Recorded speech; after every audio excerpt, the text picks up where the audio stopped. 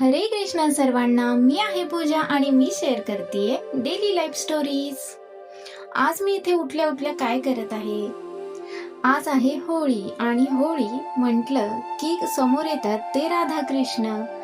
आज मी करत आहे होळीची तयारी, तीही राधा कृष्णासाठी। आणि राधा कृष्णाची होळी म्हणजे प्रेम, आनंद आणि रंगांचा उत्सव। म्हणूनच मी इथे सकाळी लवकर उठून तयारीला लागलेले माझ्या घरातील राधा कृष्णाच्या होळीसाठी।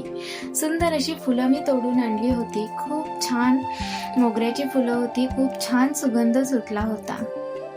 होळी म्हणजे फक्त रंगांचा सण नाही बरं का, हा आहे एक दिव्य प्रेमाचा सण। राधा आणि श्रीकृष्ण यांच्या पवित्र प्रेमाची आठवण करून देणारा हा सण आहे।